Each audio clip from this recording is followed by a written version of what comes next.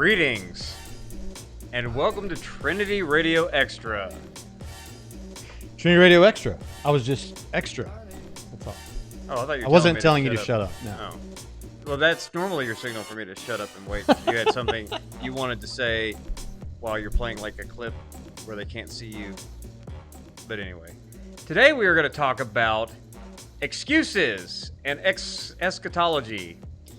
So there are any number of theological issues out there that we don't have strong opinions about, right?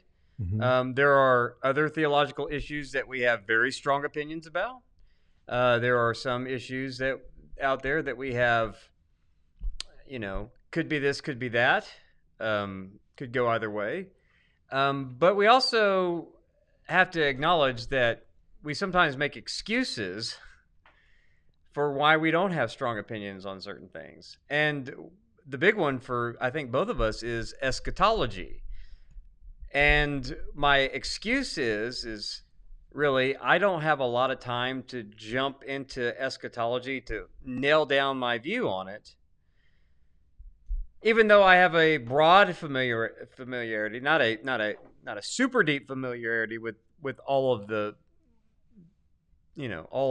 details of every view to fully convince me, but it's just not high on my agenda to wade into it.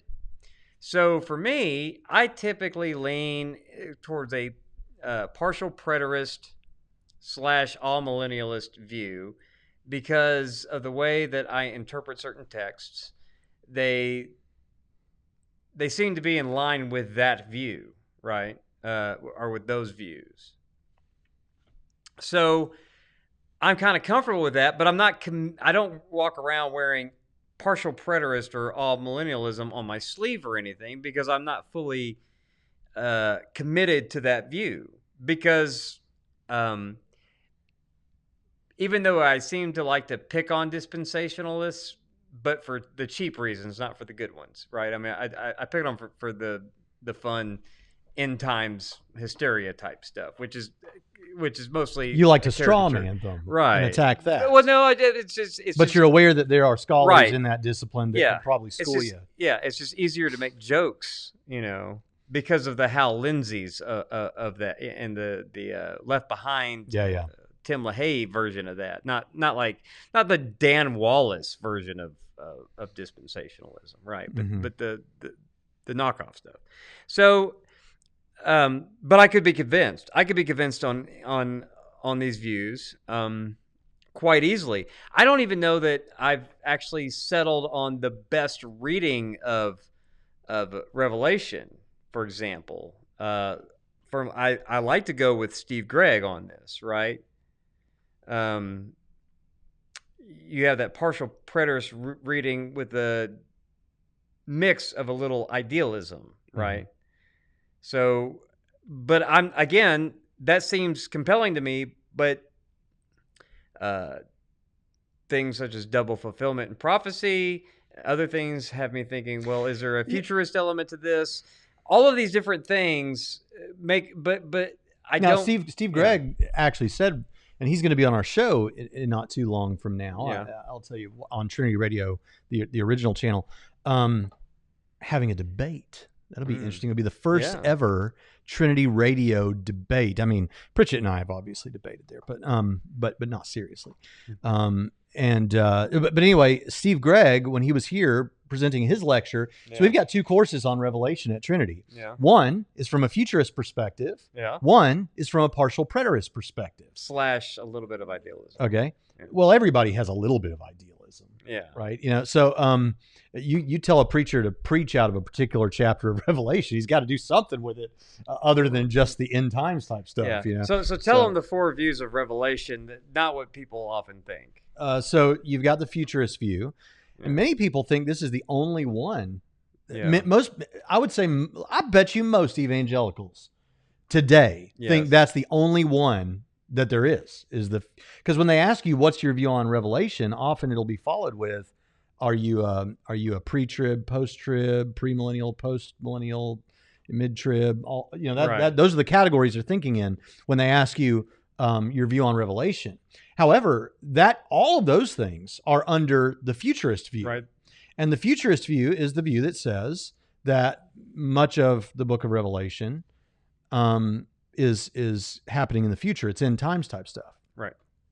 Then you have the idealist view, and I'm going to butcher this, but the idealist view is more like what Revelation is giving you is the Christian story, the Christian life, there's these images are images, and there's metaphors and all these things, and you can draw from them wherever you're at in human history as a Christian. Right. Okay. Then you've got the historicist view, and the historicist view says that the story of Revelation maps to the history of the world from on up to today. And so that was a view that that has pretty well died out. My understanding is that Seventh-day Adventists, at least many of them, hold to the historicist view. But that is pretty well died out, that view. Yeah. And then there is the preterist view. Now, within the preterist perspective, partial preterists are arguing now that they just want to be preterists, and that needs to be the normal thing. Is that what is referred to as partial preterism is just preterism. And full preterism is just heresy. Yeah. Yeah, that's what they want. And the reason, the difference is there, the partial preterist, so the preterist position says that largely what we're looking at in Revelation is stuff that was fulfilled in 70 AD, the destruction of the temple. And there are all kinds of interesting things that there's a case to be made there where if you take Josephus, who wouldn't have read Revelation, and you take Josephus and what he says about the destruction, the war and the destruction of the temple and all those kind of things, what he says at several important moments sound very, very similar to what you see in Revelation. Right. For example, 100-pound hailstones.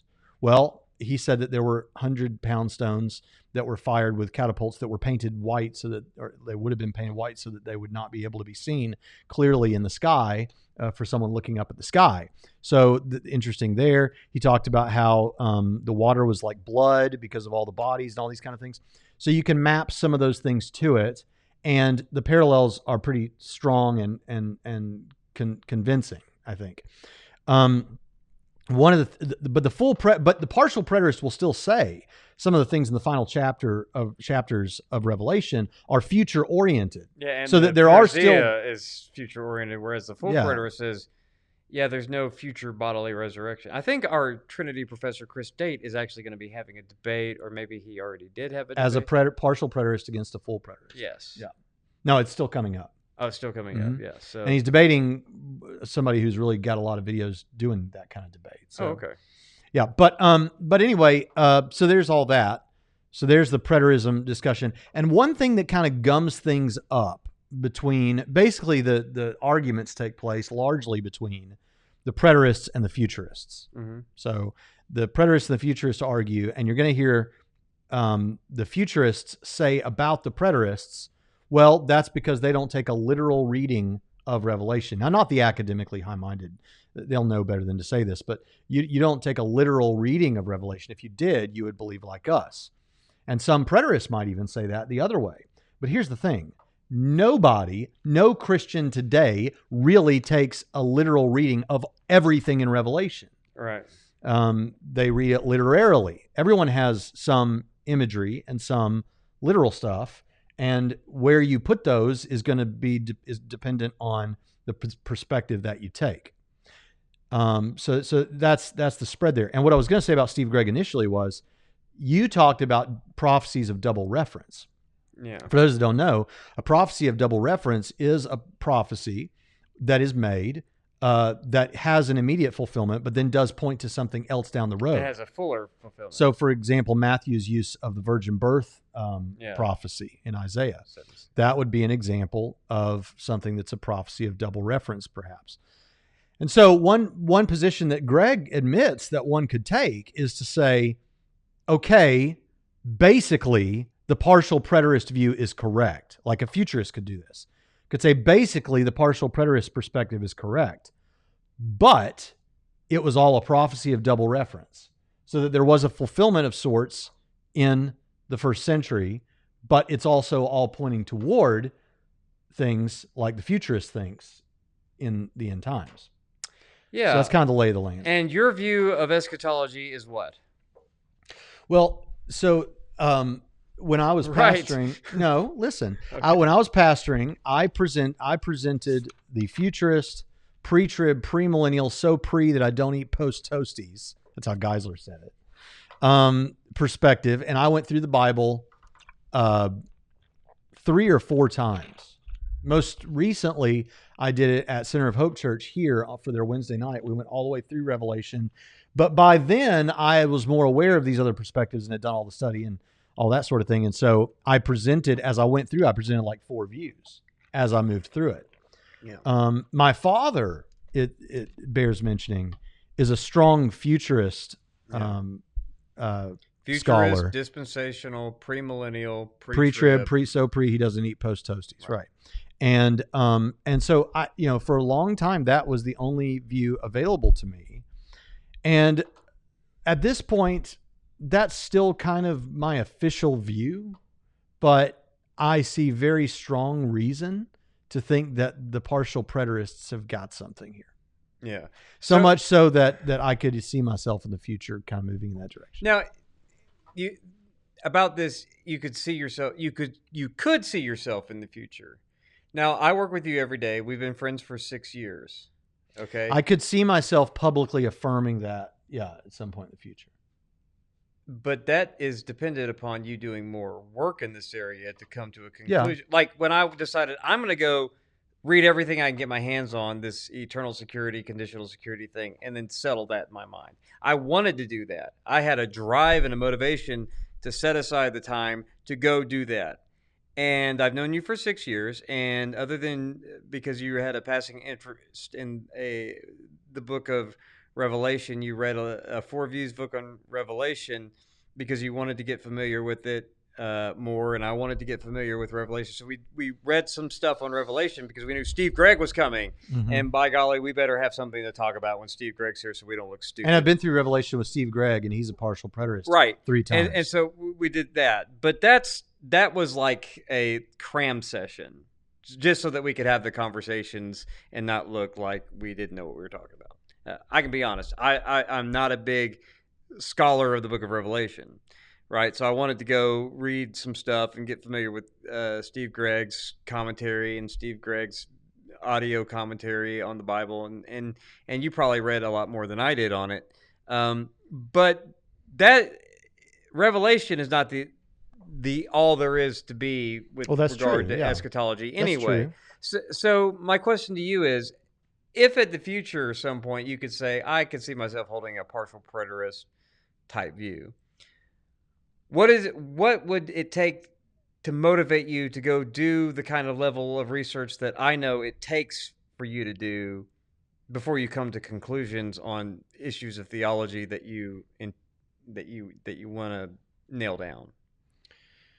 Well, I don't know. It could be that I see something, some video or something that just gets me fired up about it. It could be that I see a debate and it piques my interest in a new way. One thing some people might think when they're listening to us talk about this is you're supposed to know for sure and have your view all ironed out. You're a seminary professor. Well, in fact, that's precisely the case. We're seminary professors and we're not pastors. Now, I don't think that a pastor has to have everything figured out. But church members typically want their pastors to and I think it can be dangerous for a pastor to always think he's got everything figured out. Yeah. But we're aware that to have the level of precision that so we're aware that what we think, whether it should or not, has an impact on what other people think. Yeah, especially students. We're quote unquote influencers, right? Yeah. Not just on YouTube, but at Trinity Seminary. And so, because of that, I think it's important that we really know what we think about this to say, here's the view that we accept. Now, typically the way we do it on YouTube and at Trinity, when we don't know the answer to a question, me and Jonathan, is we lay out the possible views and try to present them fairly and all that, and do that on everything, even the things where we do know what we believe. For example, if you take my class on the nature of hell, you're going to get a fair explanation on all of it. But the thing is, maybe if you assign me a class where I have to learn all that, maybe then I'll have a view. Yeah. I know that would be the case. And I shouldn't have just said that. There are a lot of interesting. Yeah, I could create all kinds of work for you. You're now teaching the. I'll tell Dr. Chatham that you're going to teach the eschatology class next year. Let's go figure out what you believe. But obviously, we know, in a general sense, what all the positions are, and the reason why we don't firmly commit is because, insofar as what we know of all of the general views, they all have some things that you can take issue with, and they all have some things, some more than others, though, but some things that make them compelling, right? Mm-hmm. So there's a reason why smart people agree with all of these views. But for me, what I want to stress is it's okay not to have a strong opinion about it, right?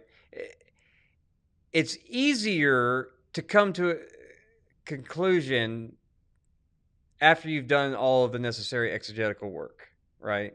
And done all the necessary study. But when I was going through the process of what do I believe about eternal security versus conditional security, I read a ton of books on that subject and really went back and forth through all that, to let go of eternal security. It wasn't until after I had been really getting into socio-rhetorical method that I realized that I was no longer a Calvinist, because as I worked my way through text using that methodology and all of the insights of the socio-cultural data, the ideological texture, going through trying to understand Scripture as the sacred texture, going through that whole process of interpretation, using those insights from cultural anthropology and everything else about Bible backgrounds in the New Testament, I realized I can't meaningfully call myself a Calvinist if I continue to exegete these texts in a way that in my sacred reading texture, I don't come to any theological conclusions that mesh with Calvinism. And so I decided at that point, I realized I'm no longer a Calvinist. So, am I willing to do that for eschatology? Well, like I said, I have leanings and sympathies towards amillennialism and partial preterism because I keep finding myself as I go through the New Testament line by line, saying that my interpretation lines up with a lot of the partial preterist scholars who are just writing biblical commentaries, and I come to find out that that's their eschatological view as well. Not that that's what they're talking about in any particular passage, even when they're going through the Olivet Discourse or anything else. So for me, it's like it'll take more than just watching an interesting debate on it, because, we had Steve Gregg here. He's written a commentary on it. I read a bunch of stuff from him so that I could have a conversation with him about it. He holds a particular view, and yet, even after I sat through, and you sat there, we're actually, if you watch his Revelation course, we're off camera, just sitting there taking notes and staring like little fangirls, when he's talking. It's like, we're in the presence of genius, kind of thing. Mm-hmm. But after that was over, it was like, that was really, really, really good. And then I go back to not caring about eschatology, or even wanting to delve into Johannine scholarship and read 20 different commentaries on Revelation even. So I don't know what it's going to take for me to really want to be more than just quasi-committed to a leaning towards one particular view. But what is it about eschatology that makes so many people? Because I know Dr. James White, for example, I think he's an amillennialist. I think he said that, and a partial preterist. But he says he doesn't want to get into debates on it. He doesn't even want to do dividing line episodes on it. And I know a lot of guys in apologetics, prominent apologetics, who shy away from getting into eschatology. And I've always curious, why are we like that? I don't know. You don't know? I have no idea. But now in the Defenders class, William Lane Craig, he defends kind of the futurist view, right? Mm-hmm. So he takes a position on that. Yeah, he takes the futurist view, and I forget exactly what his specific futurist perspective is. He told me in Israel, and you're so interested in the topic that you've already forgotten. Well, no, it was an interesting conversation. What I remember about the conversation was I was asking him his perspective on Revelation, and we were talking about it, and he presumed that I was only aware of the pre-trib, premillennial futurist perspective, when in reality I was aware of the whole gamut, right? And was wanting a detailed answer on that. And so instead, he spent about 10 minutes explaining to me the details of the various views on Revelation within the futurist view, and I was wanting to find out what his responses also would be to like a partial preterism perspective and stuff. But I think because he presumed I didn't know anything, we never got that far. Yeah. So what he explained to you was everything that you've heard your dad explain for all your life. Already knew about. Yeah. Why your dad? But that's okay. He's William Lane Craig. If William Lane Craig wants to explain the alphabet to me, I'm happy to sit and listen. Okay. Fair enough. Well, I don't know. So for me, I just don't get excited about eschatology. And for so many other people that I've known all throughout my life, that is like one of the things they get most excited about, especially the futurists. And I'm not going to take a cheap shot because they think the newspaper is giving them revelation with every headline. But I mean, futurists tend to be more excited about the topic of eschatology in general, right? Than other people. This is so boring of an episode that Braxton's typing on his phone. No, something kind of important. Okay. I'm sorry. Go ahead. Something. Well, that's exactly what I'm saying. Literally, talking on your phone is more important than talking about eschatology. Okay, look. That right there in a microcosm makes the point. But here's the thing. First of all, if that offends you, it does not offend me at all. Okay, all right. It makes the point. I just spit the live chat on my phone while you were. Well, right. That's right. That's what I was gonna say. You owe me. I owe you one. Right. No, but I'm just saying. But it really, that's how it is with me. It's okay. They're gonna talk about eschatology now, so I tune out because my thing is I lean a certain way, but I'm not committed to it, and Jesus wins in the end, and that's fine. Right? I mean, amen. Jesus wins. Right. Jesus wins. The pan view, the panmillennial view, it all pans out. Yeah. Right. And we say that as a joke, but that's really for a lot of, especially in apologetics, that's kind of the deal. It's, and if it's not that way in private, it's certainly that way in public ministries among apologists. Because we don't want to talk about it. It's like, well, I mean, and I wonder if that is because of the futurist dispensational stigma with eschatology in general, that not the academic, not the Dan Wallace, not the Dallas Theological Seminary view of dispensational and futurist eschatology, but just the street level, futurism and dispensationalism. I wonder if that whole movement has so soured everybody that even people of other eschatological perspectives don't make hay out of it because they don't want to get lumped in with the sky is falling end times people, right? Because I mean, how many people of all these theological debate channels, right? Where they're not just debating, I'm talking about there's a debate a week on some theological issue. How many of those are really focused on eschatology? I mean, I'm very few. Very few. Seriously, compared to, I mean, it's all Calvinism and other stuff, right? Yeah, I don't know why those subjects. I don't know why the sociological discussion is particularly so prevalent, interesting to people, right? But eschatology, people from other eschatological views are not as amped up and excited to talk about it in general. Now, that was not true even about, 15, 20 years ago when or I guess they want to be called preterists.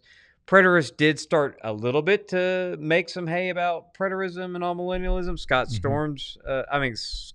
Sam Storms wrote a book, The All-Millennial Alternative, and that kind of made a little bit of a splash, I guess, in the publishing world. But again, not much. And so, I'm wondering, is eschatology going to roll back around? And I'm wondering, does it need to roll back around as a major topic to get people like us interested in it? The problem is, I feel like there's been, I feel like I mean, we're looking in our bubble. Yeah. And in our bubble, it doesn't seem to be as hot right now. But it's hot elsewhere. Well, no, dispensationalism and futurism never goes out of style. Right. No, that's hot right now because, I mean, the street level version of it, the pew version of it's extremely hot right now because of 2020 is just, you're living in it, right? Get ready. The Antichrist is about to pop out of the UN any day now, right? I mean, that's pretty much my Facebook feed. Okay. Isn't Kanye the Antichrist these days? I guess so.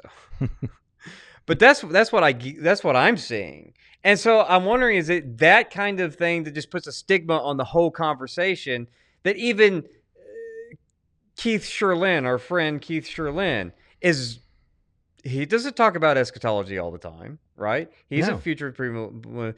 But I wonder if even the dispensationalists are like, oh, brother, this stuff again. And so they don't even want to talk about it to the extent that at the popular level, people want to talk about it. From the futurist perspective, because everyone else, I mean, those who have kind of, let's say you take an idealist view of Revelation, they don't really get into a whole lot of eschatology conversations in their academic. I don't know. I don't remember when I read that. I read some idealist stuff when I was spending that summer kind of trying to figure this out. Yeah. And I don't really remember much about it. Right, but that's, again, figuring out Revelation versus just how that relates to your overall eschatology and all of this is just... So my excuse is this. Yeah, because we're giving excuses, right? My excuse for this is popular level, pre-trib, premillennial, futurist dispensationalism killed my interest in it. And I think that's what will have to be distanced from in order for this to get popular again. Right. It's hard for me. Yeah. Or for people like me and you. And so it's hard for me to get excited about eschatology because of that. And I think that has affected a little. No, because of the sensationalizers, not because of the people that are academics. Yeah, I'm talking about the popular level. The pew talk that you see in Facebook for the crazies, right? Because, like I said a minute ago, while you're typing on your phone with not paying attention, is I think that even dispensationalist scholars don't talk about it like as much as they could because they're just like, great. Now I'm all ears now, man. Now we're going to talk. Now we're going to talk about the mark of the beast and vaccines and everything else, and I don't want to part. Dan Wallace does.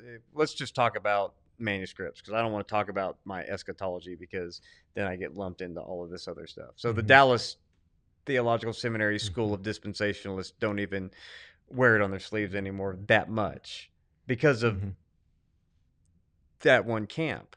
The Tim LaHaye and the what was the other guy, Hal Lindsey version of that's still prevalent. Yeah.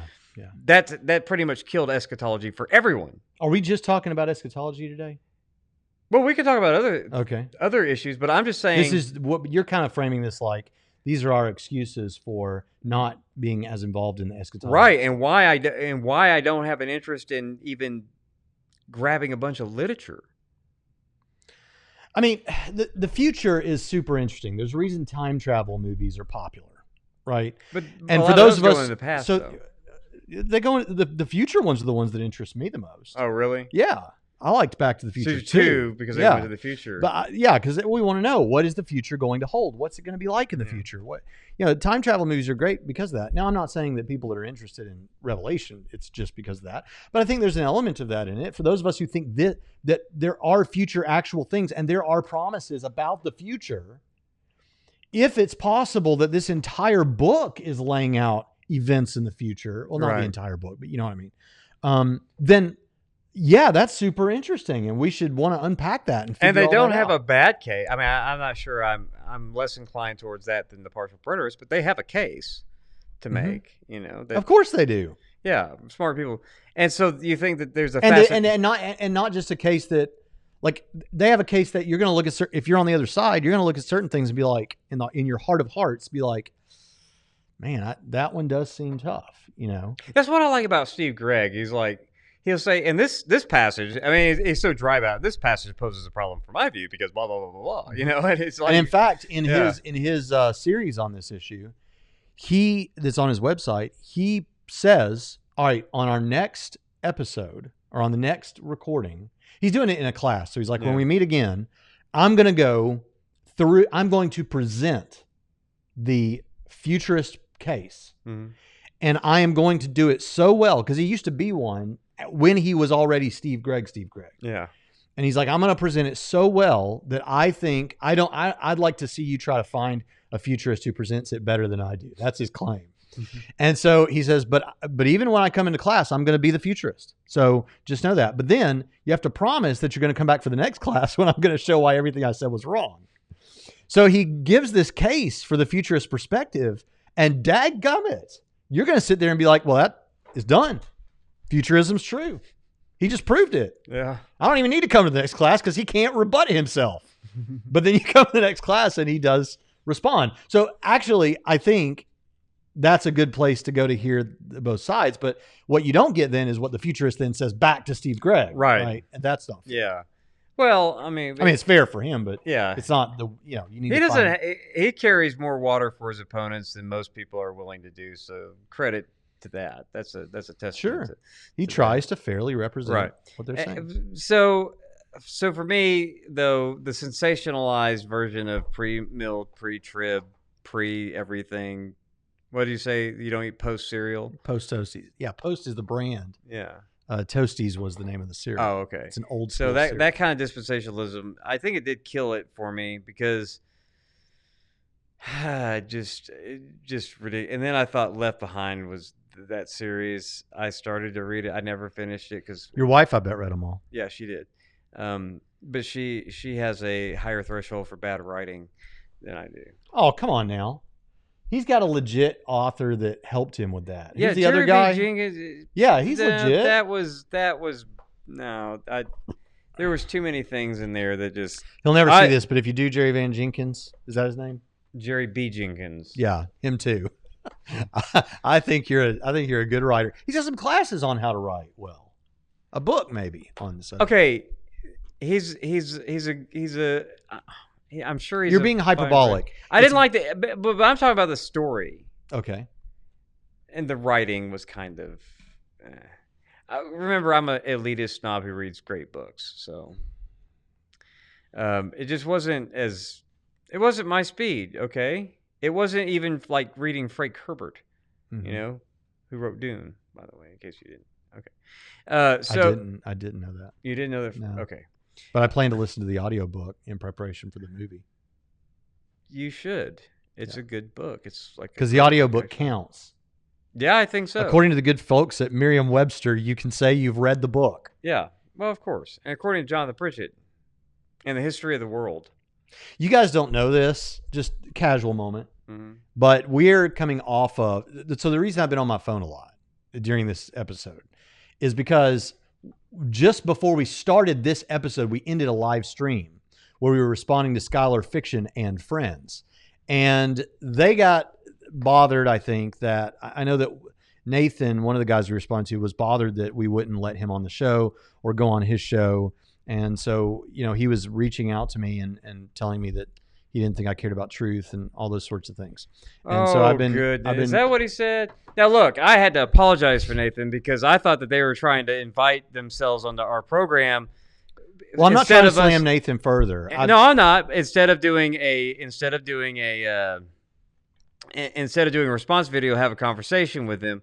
And I had to, I was like, well, wait a minute. They did a response video to you, and I don't remember them inviting you on. And turns out Nathan and Scholar Fiction both invited him prior to them doing the response video. So I had to actually say, oh, I'm sorry, my bad, because Braxton never checked his messages because people don't normally invite us on when they respond to us, right?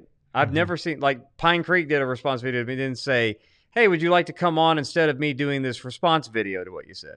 So I just assumed that this was the same, but that's what I get for making assumptions in a video talking about other people making assumptions, because I made them too, and I didn't know that they had invited Braxton on, so I had to apologize for it. But you know what? We don't have to have people on our show when we do responses, and it's not because we're scared to have a conversation with people. It's just, guess what? We're going to respond to what you said in the video about Braxton.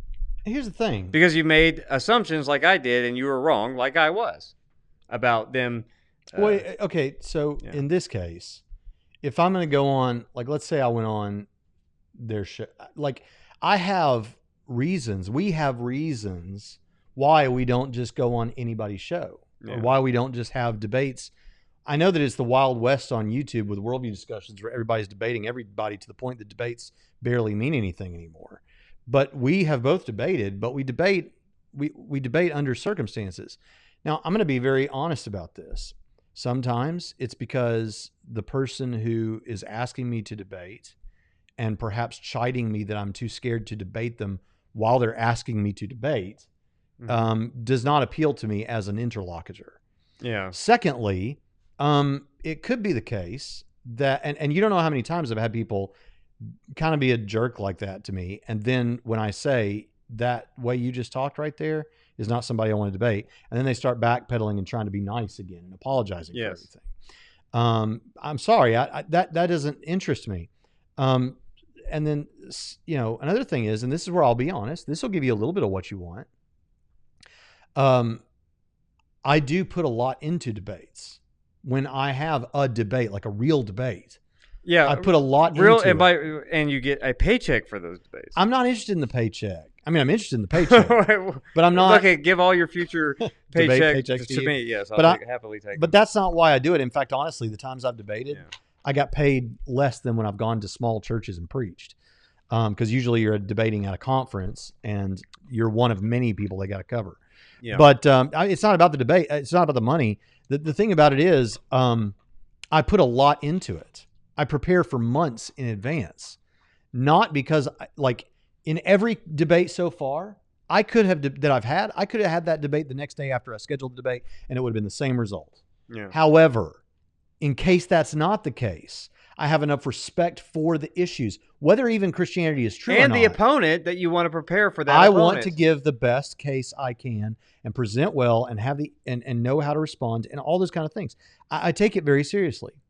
Secondly, it takes a lot out of me to debate. I've been open about this. I've dealt with anxiety issues in the past. I'm on a medication for that. And so public speaking itself, and that's what I do for a living, is tough on me. I've never completely gotten over it. And debates are the biggest expression of that I've done. In that sense, I'm the worst person to ever be debating. However, God has gotten me through all of it, and all of my debates, I think, were pleasing to him, I hope. And I'm pleased with all my debates. Yeah. But that means that to put myself through all the things that I have to go through to have a debate, it needs to be a big deal. Yeah. It doesn't need to be just, hey, come on my channel and duke it out. And talking to these people is not a big deal. Now, I have, while we're being open and honest, I have no interest. I think debates are boring now. But I've already had a debate with that type of person, right? And these were actually Christians who were that type of people. And I'd already seen, with the particular individual, Skylar Fiction's debate with Eric Hernandez, and I'm like, sorry, Eric. The only good thing that came out of that was your video response to your own debate, because that debate itself was a complete waste of your life.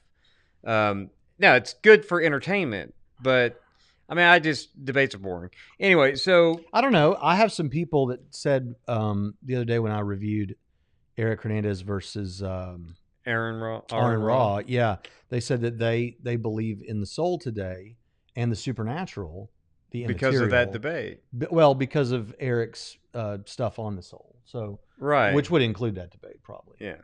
Well, no, I'm just saying that debate with Skylar Fiction, and to his. This has turned into a completely different topic. Yeah, because we were talking about eschatology, and it doesn't take long to derail that. Once again, illustrating the point that we just completely lose interest in it. But no, back to the topic. I debate for intellectual stimulation and a lot of money. That's my thing, because it's otherwise I don't like it. It's not a lot of fun.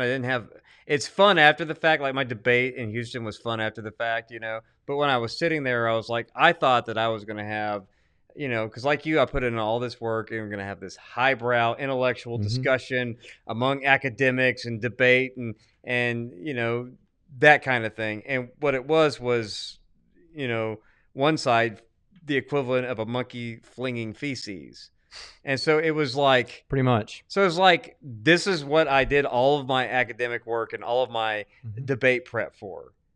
Because and then when you know ahead of time that that's what you're getting when you debate, when these YouTube atheists want to talk to you, that you're going to get monkey slinging feces. No, want no part of it. Yeah. Because I like to be a monkey on Trinity Radio slinging feces, but it's fun when I do it just, here. So I don't want to get hit back, right? Well, with feces, so. Anything else you have to say on this topic? Yes. Okay, go ahead. As with eschatology, if you have a theological issue in your life that you have very little interest in settling in your mind, it's okay. You don't have time to be an expert on everything, okay? And believe it or not, I know enough about the different views of eschatology to know that there is a lot to go through, a lot of material to read. Maybe there's some lectures or whatever to watch or whatever. There's a lot of scholarship to go through before you can really come to a firm conclusion if you're not already settled on something. Some people are settled on whatever their pastor was, and that's fine for them. But then they want to know why I don't agree with them, and then I'm saying, well, it's not that I lean this way, but I don't really care, and then I try to get myself out of the conversation. And it's okay to not have a strong opinion on every theological view, ticket item there is in a systematic theology textbook, because even seminary professors don't have strong views. And eschatology, you'd think, would be a big one, right? Yeah. But I don't feel overly strong about one particular view, and I don't feel overly stressed out about going to pick a strong view. Here's the thing. If Jesus comes back tomorrow, which he could, on my view, on the futurist or the partial preterist view, I think, he can come back tomorrow. If he comes back tomorrow, I should be living my life in such a way that I'm pleasing to him whenever he comes back. And that's true if he comes back 10,000 years from now. So if he comes back tomorrow, that means if the future is true and the mid-trib view within the futurism is true, it would have to be at least mid-trib. Feels like it, doesn't it? Or the pre-trib. I mean, right? It feels like it right now in the culture. Either pre-trib or mid-trib would be true, right? Or pre-trib would be true. Pre-trib would be true. Yeah. Because the Antichrist comes out. Okay, on the pre-trib, premillennial, and people chalk this up differently too. But basically, the church is raptured. You get that in is it 1 Corinthians chapter 4? Is a picture of the rapture. You're talking about in 2 Thessalonians. I mean, yeah. What did I say? 1 Corinthians. No, 1 Thessalonians 4:13 through the end of the chapter, where it's talking about those that are alive and remain will be caught up to. Right. Okay, that whole thing. And then where that connects in Revelation, according to some, is that when you get to the end of chapter, I don't have a Bible handy, but 3 or 4, I think it's chapter 4. You get toward the end of chapter 4 is the last place that we hear about the church on earth. Yeah. Right. It seems to be. So like, that's where it goes. That's where it took place. And then what you have is, and then you have 2 segments of 3.5 years. So that you get the 7 years of tribulation. And most of the time, the way they chalk it up is during the first half, you have the tribulation. The second half, you have the great tribulation. The first half, you have there's some things that are happening there, but it's a time of false peace. It's a time where there is a sense of peace, but the reason that there's a sense of peace is because all the Christians are gone. So if you take the perspective that the Holy Spirit indwells believers, and that's the work he does on earth, well, if all the believers are gone, the Holy Spirit's not working through the lives of believers on earth, there is a time of peace. But it's false peace. It's basically like all that's there is the enemy, kind of.